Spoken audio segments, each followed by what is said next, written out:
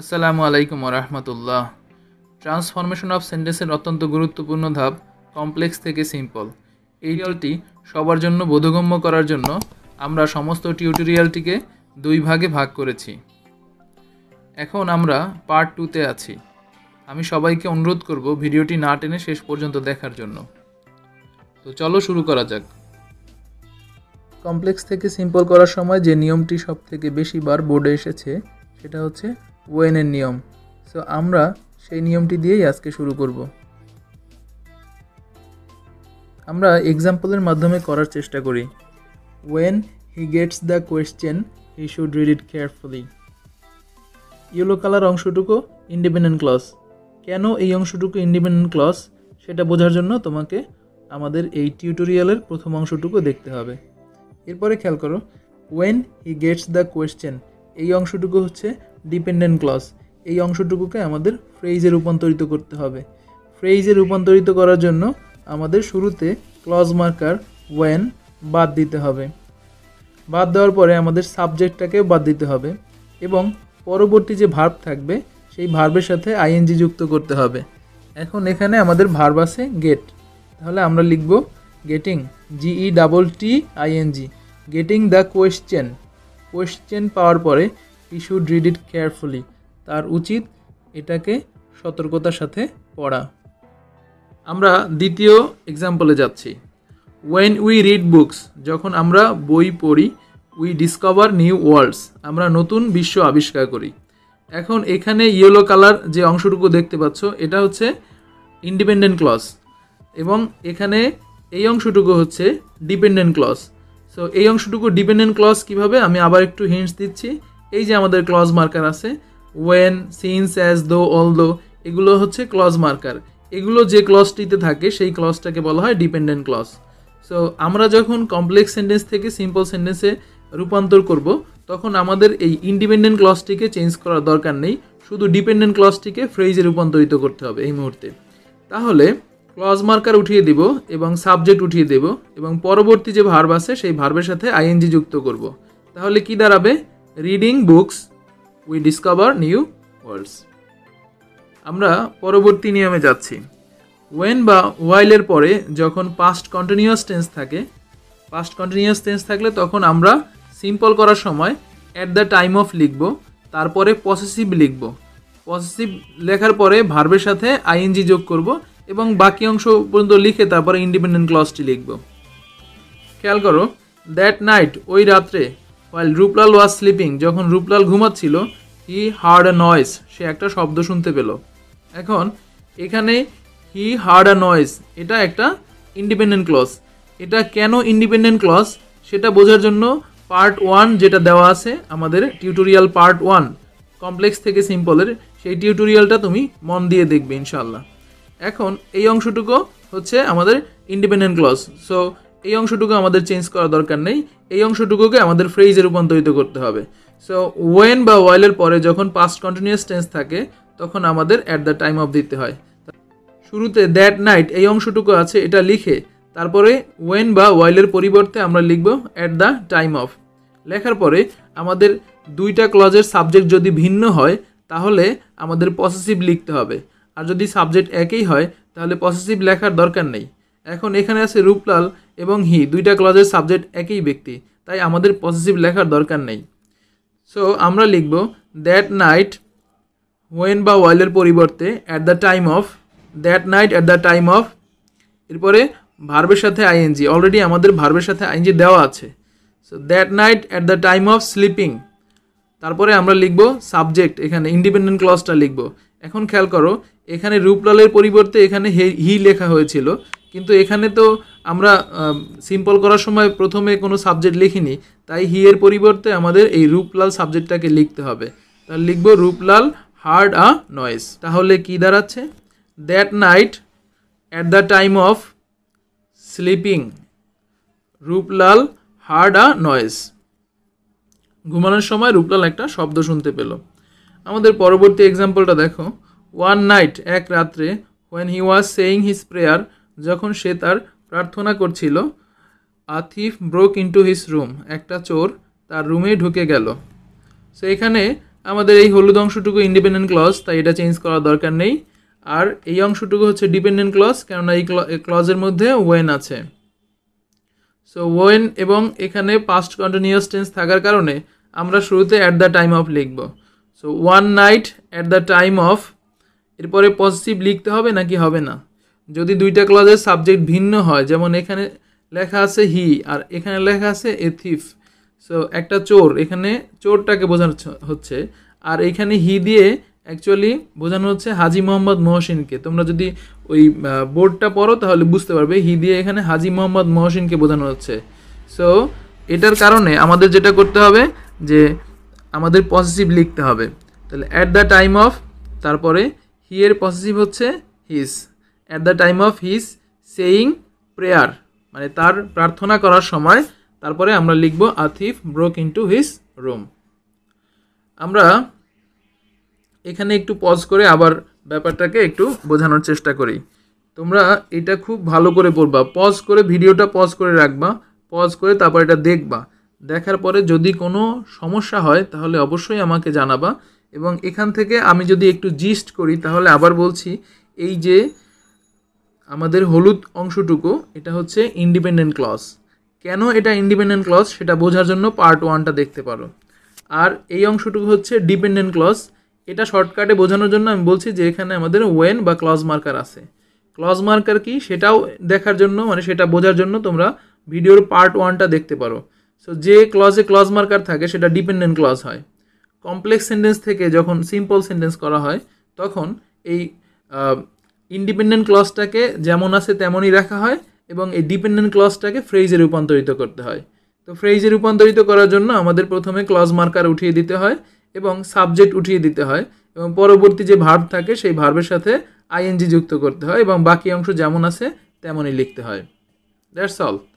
এরপর আমাদের দেখো এখানেও একই নিয়ম, তবে যদি হোয়েনের পরে পাস্ট কন্টিনিউয়াস টেন্স থাকে সেক্ষেত্রে আমরা শুরুতে একটা অতিরিক্ত ফ্রেজ আনতে হবে, সেটার নাম হচ্ছে at the time of. So আমরা এখানে হোয়েন বা ওয়াইলের পরিবর্তে আমরা অ্যাট দ্য টাইম অফ লিখব। আর যদি দুইটা ক্লজের সাবজেক্ট ভিন্ন হয়, যেমন হি দিয়ে হাজি মোহাম্মদ মহসিনকে বোঝানো হচ্ছে আর এখানে হচ্ছে চোর, সো দুইটা সাবজেক্ট যখন ভিন্ন হবে তখন আমাদের অবশ্যই পজিটিভটা লিখতে হবে। আমরা ওয়েনের অন্য রুলসগুলোতে যাচ্ছি। দেখো ওয়েনের পরে যখন দুইটা ক্লজই পাস্ট ইনডিফিনিট টেন্সে থাকবে, যেমন এখানে লেখা আছে হোয়েন আই রিচড দেয়ার, যখন আমি সেখানে পৌঁছালাম, এটা পাস্ট ইনডিফিনিট। মাই ফ্রেন্ড রিসিভড মি কর্ডিয়ালি, আমার বন্ধু আমাকে আন্তরিকভাবে গ্রহণ করলো। রিসিভড এটাও ভার্ব টু, অর্থাৎ দুইটা ক্লজেই আছে পাস্ট ইনডিফিনিটে। সো ওয়েনের পরে যখন দুইটা ক্লজেই পাস্ট ইনডিফিনিটে থাকে তখন আমাদের কি করতে হবে, তখন আমাদের শুরুতে সিম্পল করার সময় অন বা আফটার দিতে হবে। সো আমরা আফটার দিচ্ছি, আফটার, তারপরে পজিটিভ দিতে হবে নাকি হবে না? আমি একটু আগে বলেছিলাম যে দুইটা ক্লজের মধ্যে সাবজেক্ট যদি ভিন্ন হয় তাহলে পজিটিভ দিতে হয়। এখানে সাবজেক্ট আই এবং এখানে সাবজেক্ট হচ্ছে মাই ফ্রেন্ড। সো দুইটা ক্লজের মধ্যে পজিটিভ, মানে দুইটা ক্লজের মধ্যে সাবজেক্ট ভিন্ন, সো আমাকে পজিটিভ দিতে হবে। তাহলে প্রথমে আমরা লিখেছিলাম কি আফটার, তারপর পজিটিভ হচ্ছে আই এর পজিটিভ কি মাই, আফটার মাই, তারপর ভার্বের সাথে আইএনজি, রিচের সাথে ING reaching, after my reaching there, এরপরে ইন্ডিপেন্ডেন্ট ক্লজটি লিখে দিতে হবে। So my friend received me cordially, that's enough. আমাদের পরবর্তী নিয়মটি দেখি। ওয়েনের পরে যখন এজ থাকে তখন ওয়েনের পরে এজ যখন দেওয়া থাকে তখন আমরা সেটার পরিবর্তে অ্যাট দ্য এজ অফ লিখি। যেমন এখানে লেখা আছে when he was 8 years old his mother died। দেখো এই যে আমাদের ইয়েলো কালার অংশটুকু, এই অংশটুকু হচ্ছে আমাদের ইন্ডিপেন্ডেন্ট ক্লজ। সো এটা নিয়ে আমাদের টেনশন করার দরকার নেই। আমাদের এই যে ডিপেন্ডেন্ট ক্লজ, ওয়েন যুক্ত ক্লজ মার্কার যুক্ত ডিপেন্ডেন্ট ক্লজটি নিয়ে আমাদের কাজ করতে হবে এবং এটাকে ফ্রেজ বানাতে হবে। তাই আমরা কি করব, ওয়েনের পরে এখানে হি ওয়াজ 8 years old লেখা আছে, এটা বয়স লেখা আছে। সো ওয়েনের পরে যখন বয়স লেখা থাকবে তখন আমরা প্রথমে অ্যাট দ্য এজ অফ দিব। তাহলে আমরা লিখব অ্যাট দ্য এজ অফ, তারপরে অ্যাট দ্য এজ অফ, তারপরে আমাদের দুইটা ক্লজের সাবজেক্ট কি ভিন্ন নাকি একই? দেখো এখানে সাবজেক্ট হচ্ছে হি আর এখানে সাবজেক্ট হচ্ছে হিজ মাদার, তাই এখানে সাবজেক্ট দুইটা ভিন্ন, দুটি সাবজেক্ট ভিন্ন হওয়ার কারণে আমাদের পজিটিভ দিতে হবে। তাহলে at the age of his, তারপরে 8, মানে তার 8 বছর বয়সে, বাকি অংশ হিজ মাদার ডাইড, তার মা মারা গেল। খেয়াল করো আমাদের পরের অংশটুকু, ওয়েনের পরে যখন সিজন থাকে তখন আমরা ডিউরিং বা ইন লিখি এবং পরবর্তীতে সিজনটা লিখে দিই। যেমন এখানে লেখা আছে যখন বসন্তকাল আসে কোকিল গান গায়। সো আমাদের এই অংশটুকু কি পরিবর্তন করতে হবে? না, ইন্ডিপেন্ডেন্ট ক্লজ আমাদের পরিবর্তন করতে হয় না। আমাদের এই ডিপেন্ডেন্ট ক্লজ, সো ওয়েনের পরে যখন এই সিজন থাকে তখন আমরা কি লিখি? ওয়েনের পরিবর্তে ডিউরিং অথবা ইন। আমরা লিখব ইন, তারপরে সিজনটা লিখব স্প্রিং, ইন স্প্রিং, তারপরে বাকি অংশ যেটা আছে দ্য কোকোসিং সেটা লিখে দিব। আমরা এখন ইফ যুক্ত কমপ্লেক্স সেন্টেন্সকে সিম্পল করার চেষ্টা করব। যখন ইফ যুক্ত কমপ্লেক্স সেন্টেন্স তুমি দেখবা, তো ইফের পরে খেয়াল করবা অ্যাফার্মেটিভ ক্লজ কিনা। ইফ উই রিড বুকস, যদি আমরা বই পড়ি, এখানে কিন্তু কোনো প্রকার নট বা নাবোধক কোনো ওয়ার্ড লেখা নেই, তাই এটা হচ্ছে একটা অ্যাফার্মেটিভ ক্লজ। সো ইফের পরে যদি অ্যাফার্মেটিভ ক্লজ থাকে সেক্ষেত্রে আমরা সিম্পল করার সময় শুরুতে বাই দিতেও পারি, আবার নাও দিতে পারি, দিলেও হবে, না দিলেও সমস্যা নেই। সো বাই এবং ভার্বের সাথে আইএনজি লিখে তারপরে এই যে কমা পর্যন্ত আছে এই অংশটুকু লিখে দিব, তারপরে ইন্ডিপেন্ডেন্ট ক্লজটি লিখবো, এই যে ইন্ডিপেন্ডেন্ট ক্লজ এটা। তো এখন খেয়াল করো যে ইফ উই রিড বুকস, যদি আমরা বই পড়ি, we can enrich our mind, আমরা আমাদের মনকে সমৃদ্ধ করতে পারি। তাহলে ইফের পরে এটা হাবোধক ক্লজ, তাই আমরা প্রথমে বাই লিখলাম, বাই, ভার্বের সাথে আইএনজি। ভার্ব কোনটা? Read, ING, reading, by reading books, তারপরে বাকি অংশ we can enrich our mind. মানে এই অংশটুকু আমাদের চেঞ্জ করার দরকার নেই। এই যে এই অংশটুকু, এই যে ইফ যুক্ত অংশটুকু বা ক্লজ মার্কার যুক্ত ডিপেন্ডেন্ট ক্লজ, এই অংশটুকু আমাদের মানে চেঞ্জ করতে হবে এবং ফ্রেজ বানাতে হবে। ফ্রেজের জন্য কি করতে হয় আবার বলছি, ক্লজ মার্কার উঠিয়ে দিবে, সাবজেক্ট উঠিয়ে দিতে হবে এবং পরবর্তী যে ভার্ব থাকবে এটার সাথে আইএনজি যুক্ত করতে হবে। সো আমরা এখানে বাই লিখলেও হবে, না লিখলেও হবে। সো আমরা বাই লিখছি, বাই রিডিং, বাই প্লাস ভার্বের সাথে ING, reading books we can enrich our mind. দেখো, if you watch television you can learn many things, যদি তুমি টিভি দেখো তুমি অনেক কিছু শিখতে পারবে। এই অংশটুকু চেঞ্জ করার দরকার নেই, যেমন আছে তেমন রেখে দিবা। সো এই অংশটুকু চেঞ্জ করে আমরা কি করব? প্রথমে বাই, বাই তারপরে কি আছে? ভার্বের সাথে আইএনজি, ওয়াচ, আইএনজি হবে watching, by watching television you can learn many things. If we use time properly we can be benefited, যদি আমরা সময়কে সঠিকভাবে ব্যয় করি তাহলে আমরা উপকৃত হব। সো আমরা এটা তোমাদের উপর ছেড়ে দিলাম, তোমরা করতে পারবে আশা করি। আমরা প্রথমে বাই লিখলাম, বাই, তারপরে কি হবে? ভার্বের সাথে আইএনজি, বাই ইউজিং, এরপরে time properly we can be benefited. If a student fails in the examination he suffers from inferiority, যদি একটা ছাত্র পরীক্ষায় ফেল করে সেই হীনম্মন্যতায় ভোগে। এখন এখানে ইফের পরে আমাদের অ্যাফার্মেটিভ ক্লজ আছে এবং সো আমাদের কি করতে হবে? বাই দিয়ে করতে হবে। বাই যদি আমরা ইউজ নাও করি তাও হবে। সো আমরা এটা বাই ছাড়া ইউজ করলেই দেখতে ভালো লাগবে। সো আমরা এখানে লিখছি ভার্বের সাথে ING, failing in the examination, তারপরে এখানে হি দিয়ে কাকে বোঝানো হচ্ছে? স্টুডেন্ট, ছাত্রকে বোঝানো হচ্ছে, তাই আমরা এখানে স্টুডেন্ট লিখব। স্টুডেন্ট সাফার্স ফ্রম ইনফেরিয়রিটি, মানে পরীক্ষায় ফেল করার মাধ্যমে একটা ছাত্র হীনম্মন্যতায় ভোগে। এরপর আমরা ইফের পরে যদি আমাদের নেগেটিভ ক্লজ দেখি তাহলে আমরা কি করব?